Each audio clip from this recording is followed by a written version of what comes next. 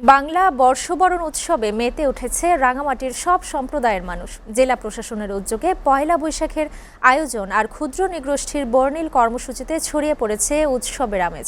এদিকে বৈশাখের ছুটিতে রাঙামাটিতে নেমেছে পর্যটকের ঢল। প্রাকৃতিক সৌন্দর্য উপভোগের পাশাপাশি পর্যটকরা সামিল হয়েছেন বর্ষবরণ উৎসবেও। মোহাম্মদ সোলাইমানের প্রতিবেদনে দেখুন বিস্তারিত।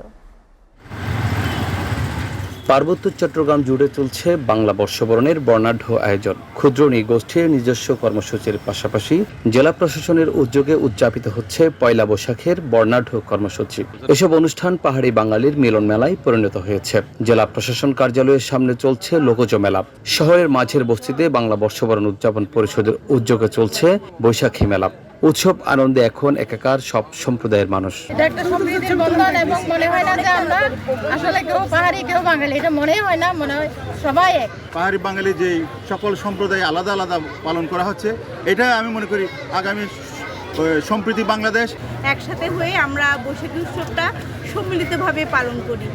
এদিকে পয়লা বৈশাখের ছুটিতে রাঙামাটি জেলায় বেড়েছে পর্যটকের চাপ।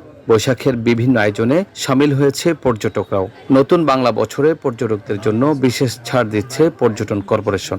আমাদের পর্যটন কমপ্লেক্সে আমাদের যে খাদ্য আর বিভিন্ন সুবিধা উপভোগ করতে পারবে। বৈশাখী উৎসব উপভোগ করছে, বিশেষ করে জেলার বিভিন্ন যে বৈশাখী উৎসব সহ বিভিন্ন অনুষ্ঠান যে পর্যটকরা উপভোগ করছে।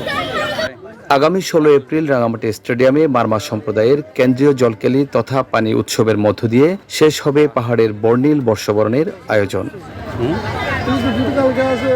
মোহাম্মদ সোলাইমান, এসএ টিভি, রাঙামাটি।